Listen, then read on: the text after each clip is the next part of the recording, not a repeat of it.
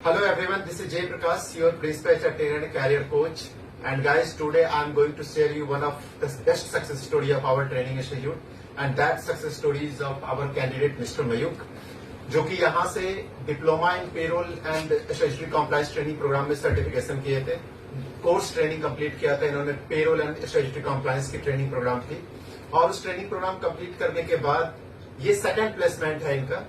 First placement का भी celebration हम लोग इसी प्लेटफॉर्म से यहाँ से कर चुके हैं और अब सेकंड प्लेसमेंट सेलिब्रेशन कर रहे हैं, जो कि हमारी एक यूजुअल रूटीन अफेयर्स है। जब हमारे स्टूडेंट्स का जितना भी प्लेसमेंट हो, आप उनका सक्सेस सेलिब्रेशन यहाँ से देखेंगे, क्योंकि हर जो सक्सेस होता है ना, उसका जश्न हम लोग मनाते हैं, हर सक्सेस का सेलिब्रेशन हम लोग करते हैं, क्योंकि यही एक ऐसी मोमेंट है जिस मोमेंट से बहुत सारे लोग इंस्पायर्ड होते हैं।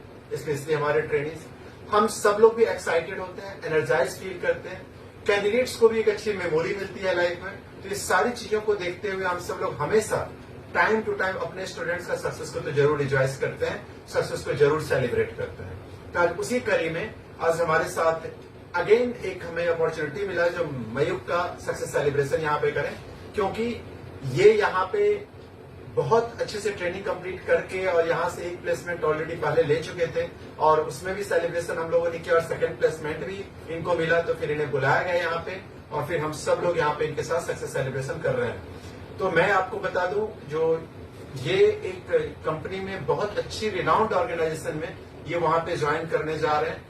अब यही बताएंगे आपको इनकी डेजिग्नेशन क्या है, कंपनी का नाम क्या है, क्योंकि मैं चाहूंगा अगर ये डिक्लेयर करें तो और बेस्ट फीलिंग आएगी आप लोगों के जहन में। तो इसीलिए मैं इन्हीं को रिक्वेस्ट कर रहा हूं जो कि ये बताएं, जो कहाँ पे इनको जॉब मिला है, किस कंपनी में जॉब मिला है, क्या डेजिग्नेशन है, और साथ ही थोड़ी ब्रीफ में ये आपको अपनी अभी का जो इनका सक्सेस है उसके बारे में भी कुछ इन्फॉर्मेशन शेयर करें।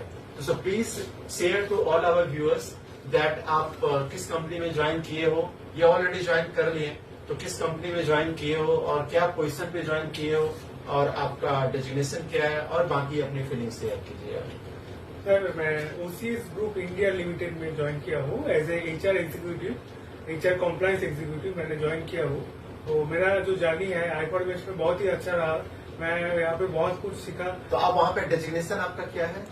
Sir, labour compliance executive. Labour compliance executive आप ज्वाइन कर रहे हैं, तो आपका रोल क्या रहेगा वहाँ पे, किस टाइप वहाँ की पे रोल है? वो company facility management company under CLRA act, वो उन लोगों का जो मैन पावर है वो वेरियस प्रोजेक्ट के अंदर फैसिलिटी मैनेजमेंट करना है। अभी उन लोगों का PA, PSIC, LWA, PT सब हमको कंप्यूट करना है, अटेंडेंस करना है, फिर वो सब हमें अपलोड करना है, फिर उसके बाद वो बिल क्लियर हो। ओके, तो ये सारे काम आप करने जा रहे हो, वेरी गुड। तो ये पूरी कॉम्प्लायंस आप मैनेज करोगे, right?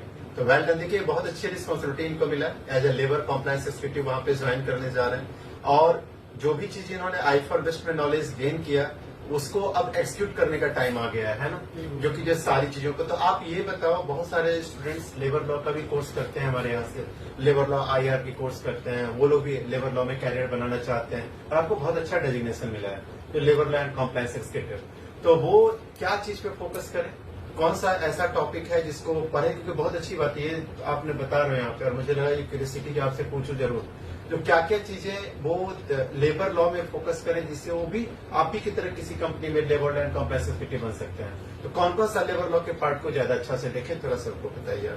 Sir, PF act, ESI act, CLRA act, अभी gratuity act, bonus act, maternity benefit act, industrial dispute act, ये सब एक्ट जो है वो सर ब्रीफली देखना, वो सब एक्ट को देखना जरूरी है। और प्रैक्टिकल एस्पेक्ट पे क्या क्या चीजें फोकस कर? सर, PF चालान करना, ESI चालान करना, फिर PF में न्यू ज्वाइनिंग करना, एग्जिट फॉर्मेलिटीज करना, फिर अटेंडेंस कैलकुलेट करना, ये सब। न्यू ज्वाइनिंग, वो जो ERP सिस्टम है आपने दिखाया था, ERP सिस्टम में न्यू ज्वाइनिंग को कैसे रजिस्टर करते हैं, कैसे ब्रेकअप जो है उनका CTC कैसे है वो कैलकुलेट करना, ये सब प्रैक्टिकली वो जानना जरूरी है। अच्छा, आप ये बताइए, जो ये सारी चीजें iForBest में आपको अच्छे से करवाया गया था, राइट? PF का चालान वगैरह जनरेट करना आप समझे थे iForBest में? यहाँ पे वर्कशॉप हम लोग करवाते हैं जहाँ पे कंसल्टेंट हमारे आते हैं। तो कैसा एक्सपीरियंस रहा आपको जो चालान जनरेशन के वक्त में जो कंसल्टेंट आपको ट्रेनिंग दिए थे, और वो सारी चीजें आपको लग रहा है जो कि अब एक्सक्यूशन मेरे को सही से हो पाएगा वहाँ पे कंपनी में, तो उसका एक्सपीरियंस कैसा रहा, थोड़ा उस चीज को हाईलाइट कीजिए। और वर्कशॉप का कैसा एक्सपीरियंस? वर्कशॉप क्योंकि आप एक बेस्ट पर्सन हो ये सारी बातों को सबके सामने रखने के लिए, प्लीज टेल। तो वर्कशॉप जो था वो भी बहुत ही अच्छा था। वहाँ पे हम लोग सीखे थे कि कैसे न्यू ज्वाइनिंग जो है वो पीएफ में कैसे रजिस्टर करते हैं, कैसे ईएसआई में न्यू ज्वाइनिंग जो है उससे फीस कैसे रजिस्टर करते हैं, फिर चालान करना पीएफ का, फिर ईएसआई का चालान करना, फिर सैलरी दिखाए थे कैसे कि ईआरपी सिस्टम जो हर कंपनी का होता है उसमें न्यू ज्वाइनिंग का जो एम्प्लॉय आईडी क्रिएशन का जो प्रोसेस होता है, फिर उसके बाद ईआरपी सिस्टम के अंदर ही सैलरी स्ट्रक्चरिंग, सैलरी कैलकुलेशन, सारी चीजें सर वो सब मैंने आपसे सीखा था, फिर वर्कशॉप में भी सीखा था, और जो कि अभी फायदा देगा मुझे। Great great.